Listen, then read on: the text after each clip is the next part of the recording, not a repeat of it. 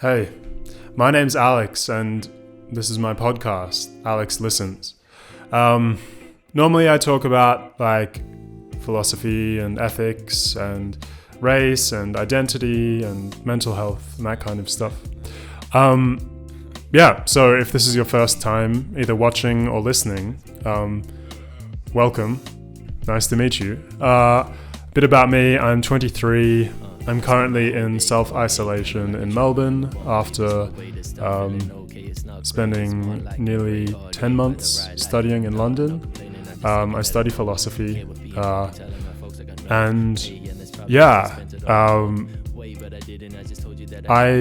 mean, if you're interested in learning a bit more about me, my website there'll be a link in the bio, aleks.co, Alex, ALEKS.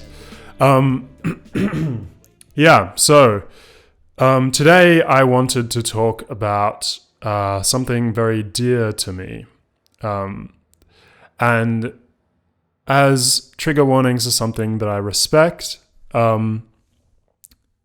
this episode, this video, this podcast will touch on serious themes, those of depression, anxiety, and suicide.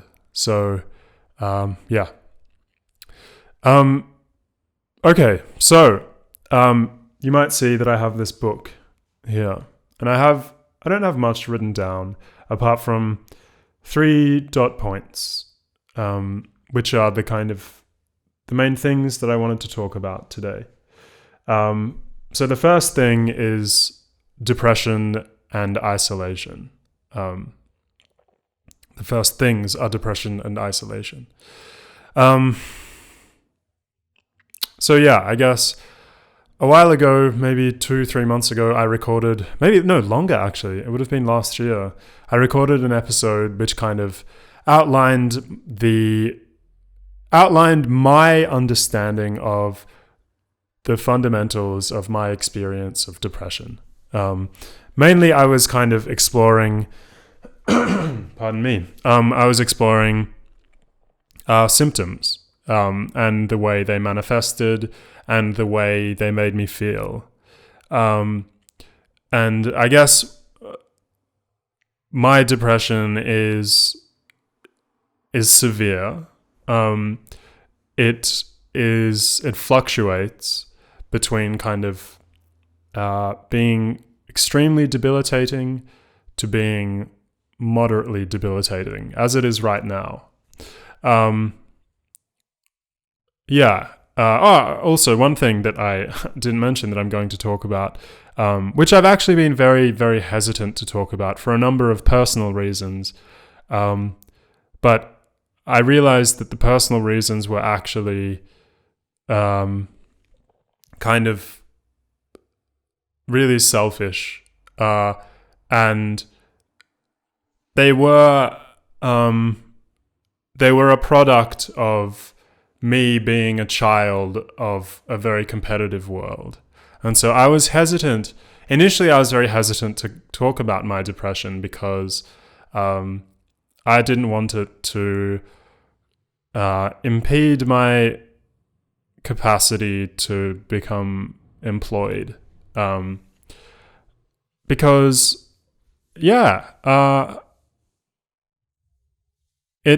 This kind of stuff is only recently becoming normalized. Discussion of mental illness. And you can, if you want to see how recent it is, if you look at the Australian 2 days ago, the Prime Minister of Australia, Scott Morrison, and a woman in charge of kind of directing money towards mental health, she referred to it as mental unwellness. And maybe, I mean, I've never heard mental unwellness used before to describe my illness, but maybe it was a slip of the tongue. But even in the upper echelons of society, where people are responsible for kind of delegating tasks and money and that kind of stuff, allocating money. You can see how, this conversation. Oh well, it seems like the conversation is recent and especially older generations, because I would just say that as we age, it appears as though we become less cognitively flexible. And it feels like my generation, although, it's only been in the past 2 or 3 years. I'm 23, so since I was 20, I've felt a kind of push to destigmatize discussion around depression, anxiety, and that kind of stuff. There's a real chasm between millennials and earlier generations. So I was trying to explain why I felt uneasy about talking about my depression, one, and then my experience with antidepressants. And I guess the main reason was, as I said, I fear some kind of consequence. I fear being seen in a particular way, and I fear people making judgments about the kind of person I am without actually giving me the time or space to, for them to actually experience who I am. Because those of us who are depressed and those of us who are anxious people, it may feel like an incredibly central part of your experience, of everything. I mean, I've seen psychologists and psychiatrists for a very long time, on and off, but kind of consistently for 3 years now. And again and again, I've been told that these pathways towards anxious thoughts are so robust and so strong and have been trained meticulously over the course of my entire life, because I'm an anxious person and I always have been. And so undoing these pathways, not undoing, but trying to be aware of these pathways is like trying to be aware of your default reaction to things, which is really hard because that is what feels most normal. Anyway, I'm kind of dancing around the point that I want to make before I actually begin talking, which is that I don't want people to be afraid to talk about their experience of mental illness out of a fear that it's going to have social or financial repercussions. I don't want that for me, and I don't want that for anyone else. And I guess the reason why I kind of feel more comfortable talking about this kind of stuff now is because I realize that I don't want to be around people who don't. I don't want to engage with people. Well, not engage, but I mean, I don't want to consider someone to be someone who is close to me, who is a person that doesn't give me the space and time and that I may need, because I am a person with a I don't know, I don't even know what to call it, an illness, a disability, so it's something. I mean, medically it's referred to as a disability, but I guess it still doesn't feel normalized enough. And when I hear the word disability, I don't think of mental illness, or I think of severe mental illness. And I guess depression and anxiety are severe mental illnesses, but still, they are only maturing into that category as we speak. Okay, so my introductory preamble is over, and now I'm going to talk about my concerns about being in isolation and the impact of not having access to the people who I trust, not having access to them in the flesh, and having to, be 1.5 meters apart, or having to be in total lockdown, which is the case in London. And I left before the lockdown.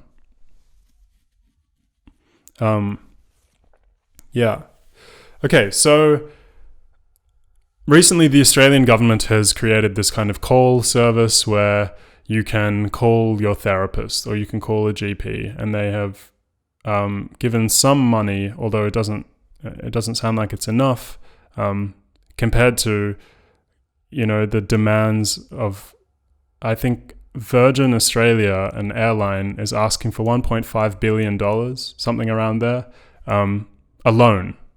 The Australian Football League has received massive funding to kind of, I guess they're cutting the wages of their players, and I think they've sacked or temporarily suspended the employment of 70% of their workforce. And so you hear about these big institutions which are in trouble, obviously, but they're receiving support. And then you hear about this kind of measly, $50 million that's given to mental illness, to services treating mental illness.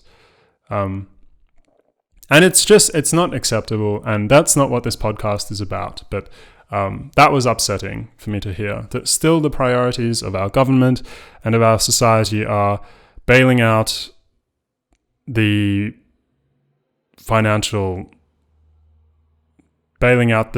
institutions which yield immense financial gain, or which accrue capital, whatever. I guess mental illness doesn't accrue capital, it just accrues unpleasant sensations for me most of the time.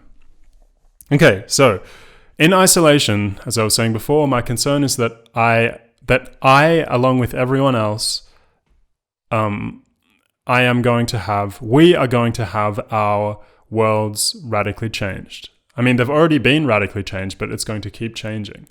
Universities online,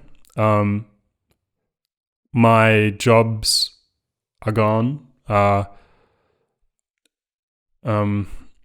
and I haven't seen my friends since I've returned home. And like, these are just weird things to say, because until the coronavirus, I took all of them for granted, including access to mental health services. So I was seeing a psychiatrist in Melbourne. I was seeing a psychologist before that. The Australian government has kind of semi-generous, you can get like a mental health care plan. I'm sure the Australians listening will know what this is, but you can get a number of mostly covered sessions paid for by the government, by the taxpayer. When I was in London, the NHS, the national, which is the National Healthcare Service, the kind of, in Australia it's called Medicare, in America it's called, not much. But yeah, in London, I tried to see a psychologist, and I was told that there was a 9-month waiting period, unless I wanted to go private.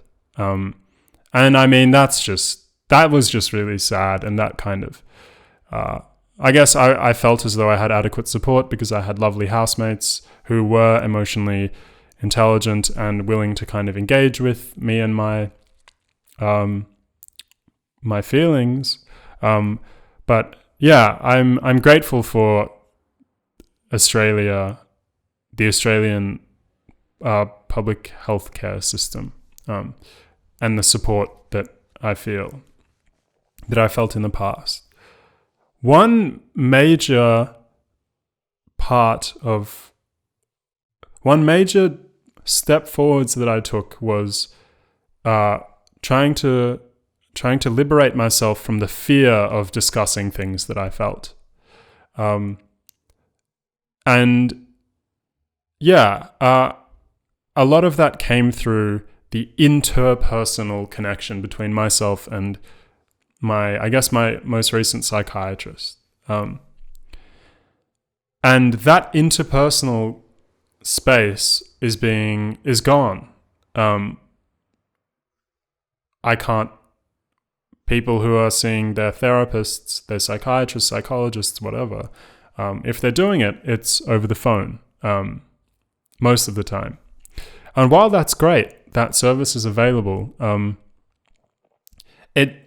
I worry that a fundamental part of the psychiatric transformative experience is the interpersonal bond that you feel when you're close to someone who has a profound knowledge of what you're experiencing. And I'm worried about that happening through the phone, because even now when I'm talking to a camera and I have a microphone in front of me, I feel I feel a real distance from the audience, from the listener or from the viewer.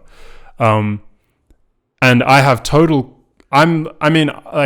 I feel quite comfortable talking about my depression and my anxiety, and I guess I'm not really, I'm not going into the personal things that have contributed to my experience.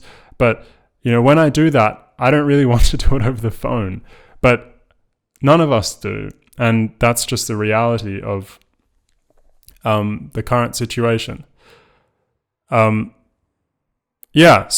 I'm not really sure what I was trying to say, but I guess I'm worried for those people around me who don't have established support networks outside of their therapists. And a lot of people who suffer from some kind of mental illness don't have the privilege of seeing a therapist. And I worry for them even more because, I've started feeling a kind of weird detachment from reality after having been self-isolating in a house. I'm with my mom now, but after self-isolating in a house for 10 days. And I guess, a lot of things, there's jet lag, there's some kind of weird culture shock. The sun, there's so much sunlight here. It's honestly like it's amazing. And it's also really unsettling because I don't know. I think my body forgot what vitamin D was in the UK, and suddenly it's had to relearn how to metabolize it or whatever. So one thing that I need to do is try and talk to people either over the phone or on video call or something, not over text, because text is awful and it's very hard to convey. It's very hard to kind of contribute. It's hard to attribute meaning to little blue boxes. I guess recently, I've befriended a few people, and I've tried to shift those relationships from text to voice message or to phone calls, and they're people that I don't really know that well, and that's been great because you learn a lot about someone from their inflection, intonation, the way they choose words and whatever. And I guess you have less access to that over text message. So that's one thing that I want to do now as someone who tends to drift when they spend too much time in their head and away from other people who remind you of the real world. The second thing is, I guess I'm trying to do things. I've spoken a lot about the relationship between purpose, productivity, and meaning. I did an episode on that maybe 4 episodes ago, so I'm not going to go into great detail, but I guess my depression manifests in a kind of sensation of motivationlessness, and that makes it hard for me to do things that will actually lift me back up to a sense of just being lucid. I don't feel lucid a lot of the time. So those two things, trying to socialize in a way that is respecting the law and respecting society and those at risk, and trying to do things with myself, by myself. Trying to engage with myself in a way that isn't a kind of brooding rumination that is silent and that isn't kind of trying to engage with something that I consider to be meaningful, like this podcast, which has become the central thing in my days, because otherwise Like I have books, I have some work to do for uni, but uni has just, the university experience online, especially with something like philosophy, is dreadful. Tutorials online is like, it's like trying to learn how to socialize again. Not that I ever really not that I was ever really aware of learning how to socialize in the first place, but trying to navigate online tutorials with a tutor who's not very tech savvy. It's just like, okay. So I've kind of gone through the first 2 dot points, which were depression in the isolation and support. I guess one other thing that I want to say about support is that it took me a long time to realize that my family can't provide me the kind of support that is actually going to be helpful for me. And that's not easy for me to say. That's upsetting for me to say, because I have to look elsewhere, to friends and to my psychiatrist. And I wish I could look to my family, because they are the people who I have shared the most with. Well, to my mum, not really to my dad, but to my mum. My mum is exceptionally helpful, and parents are often the most selfless people we know. In this case, my mum, not my dad. But it's sad. I feel sad that I can't turn to her for advice about my mental health. And I've tried, but it just doesn't really work. And I've been fortunate enough to have befriended some people who are incredibly emotionally intelligent and who can navigate these spaces really carefully and really respectfully, and who can ask me the right questions and move me to the right place and get me to feel the right thing at the right time. And I guess what I'm trying to say is that our family is often our first port of call for everything. And I've realized that for my depression and for my anxiety, talking to my family makes things worse. So I guess this is just a reminder to reach out to those friends who are struggling, who have struggled in the past, because now is a time where people are probably going to be struggling more, maybe more than they ever have, financially, as well as, in terms of their well-being. But it's also a time to look in, and looking in is a pretty weird experience, because you probably won't like, I don't know, maybe you'll like what you find, but from my experience and from the conversations I've had, a lot of the time people don't like what they find. As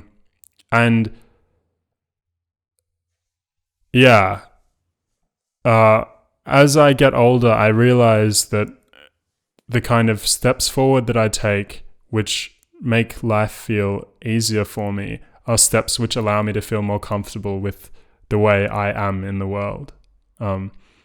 So for a long time, I refused to accept that I was introverted, and I would force myself to go to lots of different social events, and I joined all of these different things at university, all of these committees, how to try to get as many leadership roles as possible, whatever.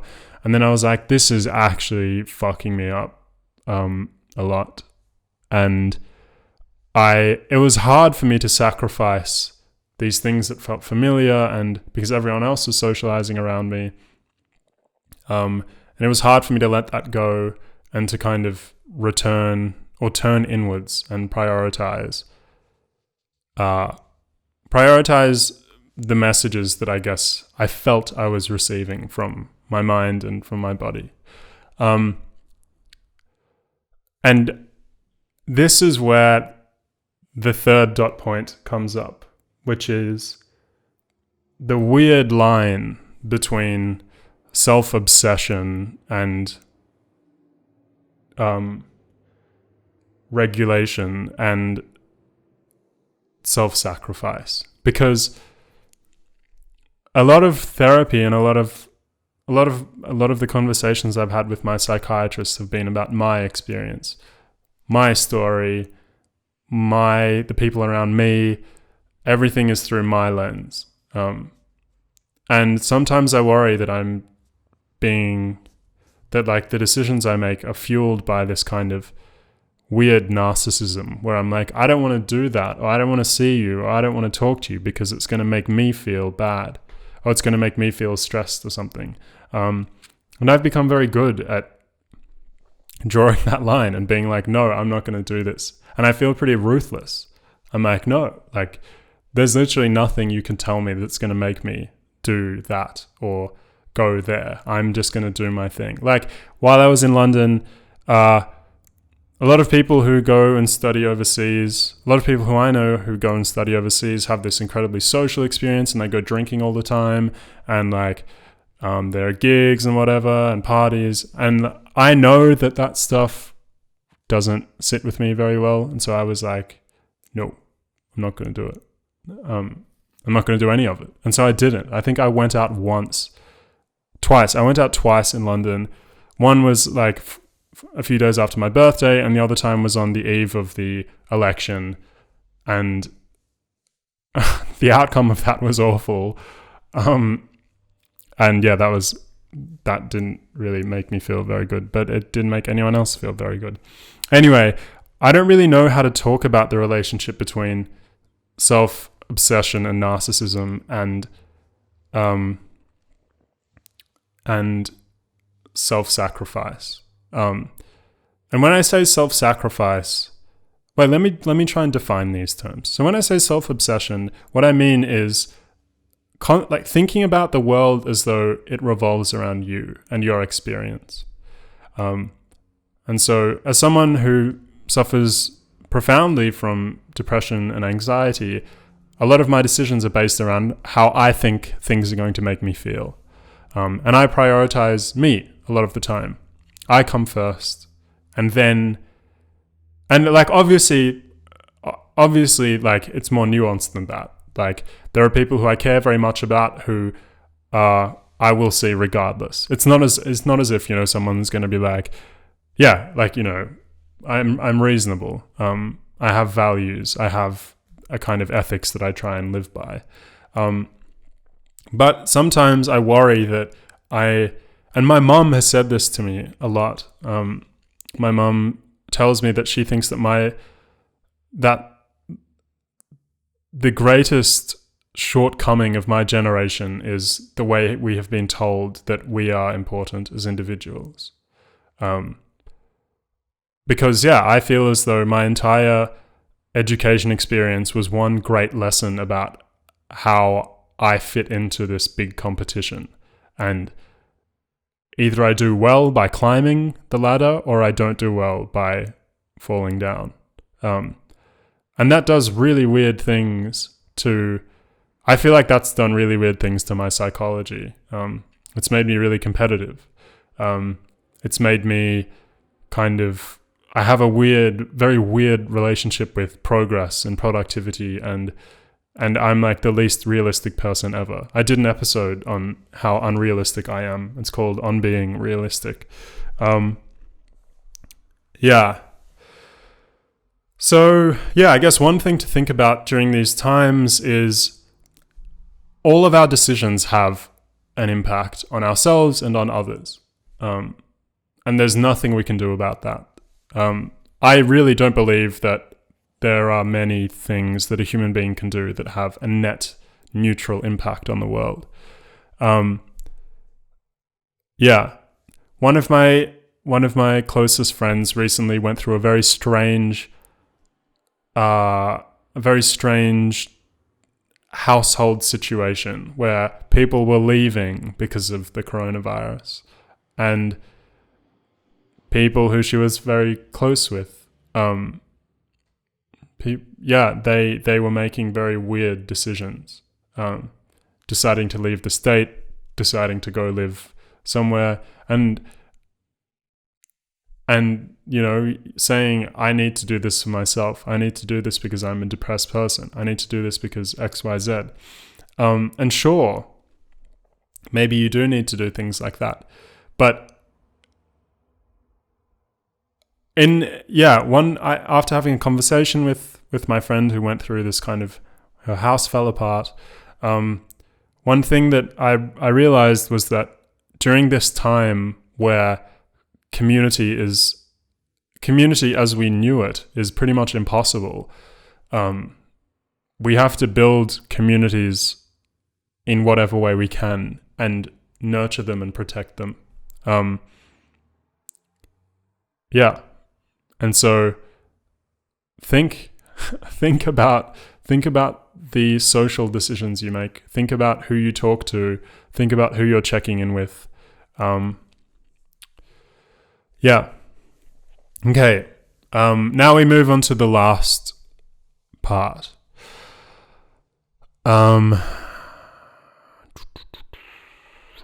Okay.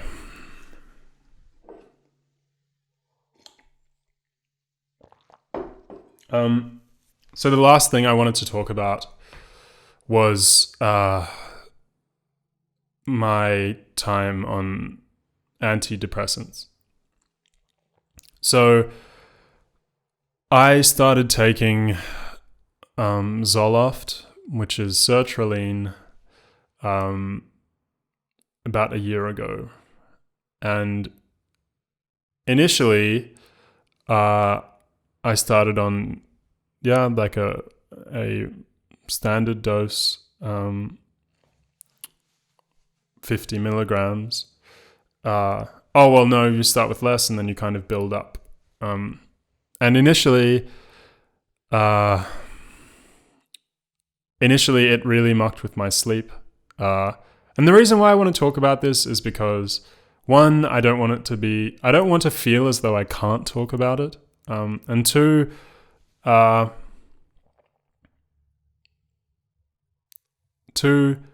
want to share my experience with these drugs, with this medication. Okay, so initially I didn't sleep for like 2 weeks, and if you know me personally, if you know me well, you'll know that like all I do is sleep. All I did was sleep when I was really depressed, and now like I just don't have trouble sleeping ever. I sleep really well. It's probably my greatest asset. And so I didn't sleep for 2 weeks, but I didn't really feel that bad. And there have been like some rare occasions before I started taking antidepressants where I didn't sleep, and it was like torturous. Like I would lie there tossing and turning, thinking about all the things that I'd done wrong. Everything felt really serious. But on the antidepressants, it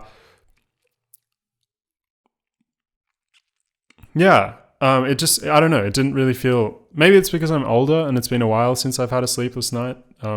But yeah, it just, tossing and turning kind of felt like, I don't know, it just didn't really feel real. And the theme of things not feeling real is going to come up again and again in my discussion of antidepressants.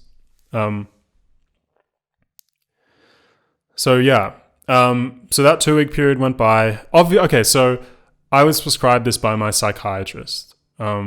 After years of being told by psychiatrists and doctors that I should try antidepressants, just try them to see if they make things lighter and easier for me.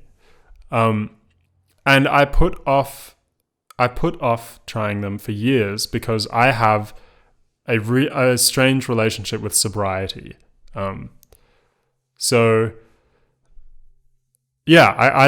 rarely drink alcohol, and I don't use drugs recreationally, and I never have, and I've never smoked a cigarette. And I've done this out of a fear of kind of causing irreparable damage to my body. And it's an irrational fear because like minus the addiction, what is one cigarette? What is trying a cigarette going to do? One cigarette minus the addiction, or minus the kind of potential for developing an addiction. Obviously, maybe you can say it's impossible trying one cigarette, it's a slippery slope, whatever. But yeah. And so antidepressants felt antithetical to my worldview. This worldview of being sober and kind of having a raw, organic relationship with my depression and everything else, and being in full natural control. Interestingly, this is just a kind of side note, but one of my main fears, one of the main reasons why I didn't take antidepressants for so long was because I was really afraid of not being depressed. And that might sound ridiculous. And it does sound ridiculous, but you have to understand that being depressed and feeling as though everything was a challenge and not feeling excited about much and being kind of slow, that was all I knew. And the prospect of having that taken away wasn't something that I wanted to think about because I didn't know what was on the other side. I guess I was skeptical of the impact that antidepressants were going to have. I didn't really believe that they would, alleviate all of these symptoms. And I didn't know the person. I didn't know the Alex on the other side.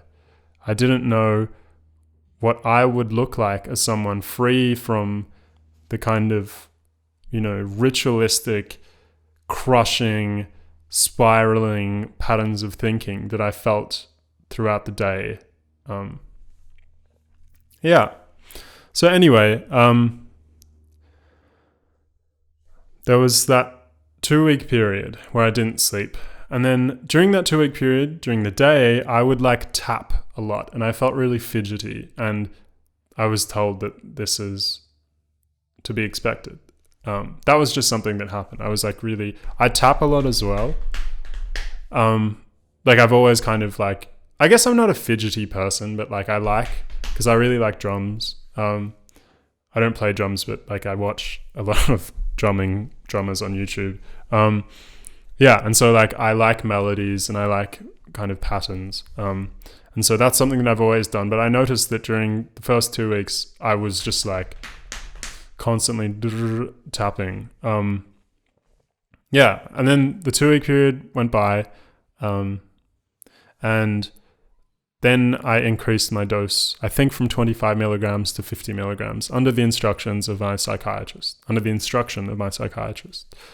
And then I entered this weird 3-month period of change. And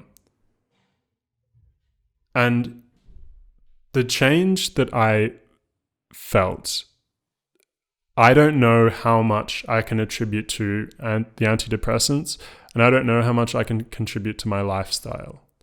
So I'll just give you a kind of insight into both.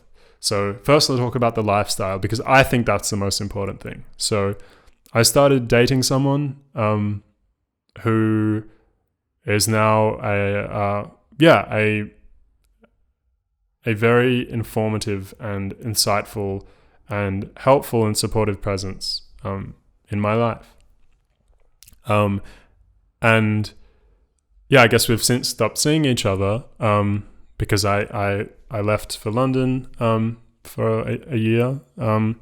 But yeah, that was I guess that was something that was special and something that gave me, kind of grounded me and yeah, I guess I don't know. I've had a strange relationship with relationships. And this was something that was working. And I guess I've had, I guess it was something that was working. So there was that. Then there was kind of a change in my approach to university. I come from a migrant family and both my parents place incredible value on education. And so I've been raised to also place incredible value on education. And I still think that my attachment to the academic institution is the heaviest and strongest presence in my life. I've always been like pretty studious. Oh, I guess not always, but in my final few years of high school, I was very studious, and then I went to law school and I was super depressed and I didn't do very well. And then I transferred to a philosophy degree and then I started doing well. But last year this isn't me bragging or anything. This is just me talking about how things actually were. But I started to do really well by my standards. And I was very happy with how I was going. And so what it felt like, it felt like all of these things that were very uncertain were kind of falling into place. And at the same time, I was taking this medication. I don't know whether I don't know what Zoloft, sertraline, I don't know what it did to me. In retrospect, I'm aware that it numbed me so much, and like I can't stress how much it numbed me to like what I was actually feeling. It numbed me in relationships, platonic, romantic. It numbed me to kind of sensory pleasures like music. It numbed me to physical exertion, like going to the gym and sprinting and stuff. I didn't really feel like the brunt of anything anymore. And the whole time I was seeing my psychiatrist. And I keep returning to this because I'm of the opinion, and my psychiatrist is of the opinion, and I think most psychiatrists are of the opinion that antidepressants work best when they are used in conjunction with a form of therapy, cognitive behavioral therapy, whatever. I don't know how the antidepressants would have been helpful if I wasn't receiving a kind of like coaching about how to actually navigate the things that I was feeling, like the fidgeting, the lack of sleep, the changes in like appetite,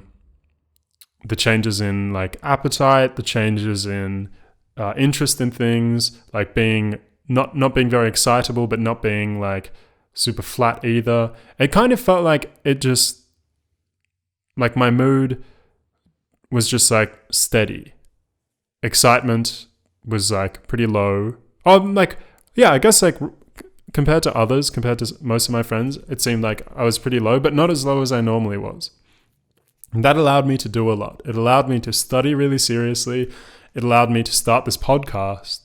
It allowed me to kind of just enter into all of these different kinds of relationships with people and rebuild relationships that I cared about from the past.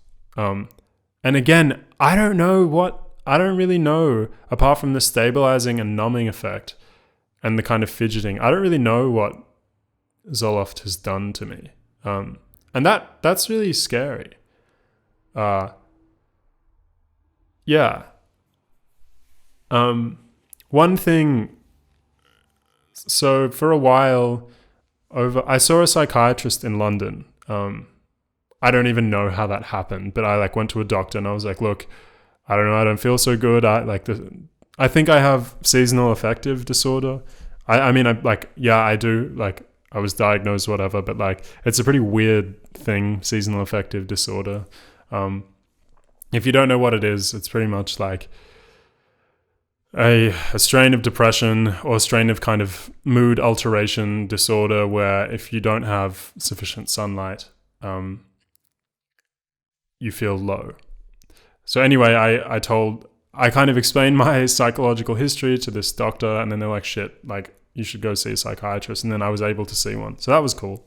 Anyway, I explained how I was feeling to the psychiatrist, and they were like, what the hell, you should reduce your dose. And so I did. And that's kind of where I'm at now. So I'm still taking them. Pretty small dose. I used to be really regimented with them. Like every day, 9 a.m. I'd take them. And the psychiatrist who I saw in London was like, that's weird. Like, I don't know, have you ever tried experimenting with them? Like, I don't know, either increasing or decreasing your dose. I was like, dude, what the hell? Who do you think I am? Like, I'm this paranoid, anxious, depressed wreck who is like reliant on your people like you to fucking tell me how to navigate the world. And all of a sudden you're telling me to be like, experiment with these weird drugs. Obviously that gave me some more insight into how weird like kind of psychology and psychiatry is, and how different psychologists and psychiatrists have different approaches to how you should treat medication. I guess some value experimentation and some value rigidity. Anyway, the product of that conversation with the psychiatrist was that I decided to go off them completely. And it hurt. I went off them for like 5 days and it actually hurt. I never ever get headaches. Like I get stomach aches, whatever, but like I never get headaches. And I got headaches, or at least I think they were headaches, but I've had so few headaches that I didn't even know what I was feeling. And I felt really cold, like under my skin. And I guess it was like some kind of withdrawal. I've never had withdrawals because I've never been addicted to anything. And that was, I mean, I don't think you can be addicted to antidepressants. I don't think they're addictive because I was never like, oh, I need them. Or like, I was like, whatever. Like, it was very easy for me to stop. I was like, okay, I'm just going to like, but I think I'm also kind of like that. Like, I think I'm pretty good at making like decisions and then sticking to them. Apart from waking up on time, that's like impossible. Actually impossible. Waking up at the same time every day. I've been trying to do that for like, I don't know, like 23 years, and no way. Wow, something just fell off the wall. So a few days went by, and then I called a friend who's a doctor, and I was like, this is what I'm feeling. And then I actually called the psychiatrist again. I was like, dude, like, this is what I'm feeling. And he was like, oh, okay, just like go back onto the 25 milligram dose. And I was like, okay. And that's the small dose that I was taking. And then that's where I'm at. And like, no, now this is where I am at. So this is like, I think 2 months ago was when I stopped having them. And then there was a 5-day period. And then I also realized that you're not supposed to kind of like radically drop your dose. Oh, well, I obviously knew this, but I was like, whatever. I thought that I was like beyond it because I have a weird relationship with my depression. I mean, I thought I was beyond like, having to reduce the dose or whatever. That was just really stupid. And so now I feel like I'm dreaming all the time because I'm back in Melbourne and the sun is out, and it feels so surreal. Like there's a big window here. There's like a pot plant. And like this is my home. But I haven't seen anyone to remind me that this is my home. So I guess to conclude the discussion of antidepressants, I would say it might be the first thing that has had a net neutral impact in my life. Or it might be the first thing that I really don't know whether it's been good or bad for me. And I guess I'll never know because it's really hard to reach a conclusion about your conscious experience of the world and whether that's a good or bad thing. So like right now, when I look outside and like I see people walking around and I'm like kind of envious of them because I'm not allowed to do that. I guess envy is bad. Oh, well, maybe envy is bad. I don't know. Envy doesn't sound like a good thing, but like, I don't know. It just feels weird to try and make a conclusion about, I guess because antidepressants, SSRIs, that's what Zoloft, sertraline is, selective serotonin reuptake inhibitor. Medicine still doesn't know why they work, but pretty much people who are depressed, who have biologically ingrained depression, which I guess is different from, which to me sounds different from the kind of depression that you might feel if, something really sad happens in your life and then, you feel down for a few weeks and then, you kind of return to usual. Like, my depression doesn't have to have a prompt. It never has a prompt and I feel down. So I guess the way they work is, at least this is, I don't really know a whole heap, but pretty much you have when two neurons are communicating, there's a terminal, which is the end of one neuron, and then there's the head of another neuron, and neurotransmitters are in these little balls, globules called vesicles, and they merge with the membrane of one of the neurons, and then they're released into this cleft. They're released into this cleft, the synaptic cleft, and then they pass through. They drift along the cleft to the other neuron or synapse. I don't know. So imagine just there's place A, neurotransmitters. They go through a wall. They're in this kind of ocean. They drift across to place B, and place B takes up the neurotransmitters and does whatever. Serotonin is a neurotransmitter. For people who are depressed, there are a number of things that can happen to reduce the way dampen the impact of serotonin on your body. One thing is it may be uptaken back into place A too quickly. Another thing is there may not be enough receptors in place B to absorb the neurotransmitters. So SSRI, that's what I guess one of the most popular types of antidepressants are, selective serotonin reuptake inhibitors. What they do is they inhibit the things that retake serotonin out of that wavy area back into position A. So they kind of hang around in the zone between A and B for a bit longer, so there's more time for them to be uptaken by B. And presumably that has some impact on your depression. But I don't know if it does for me. Anyway, thanks for listening. I hope that was insightful. If you like the podcast, like it on YouTube, subscribe on YouTube, subscribe on Apple Podcasts, leave a review, please, somewhere. Tell me what you think. Reach out to me, get in contact with me. You can send me an email, contact@aleks.co, or you can message me on Instagram, ALEKS LISTENS. Otherwise, support me on Patreon. If you want to it's really weird talking about depression and then me being hey, you want to become a patron. But whatever. I mean, 2020, I've got to sell my soul. Anyway, bye for now.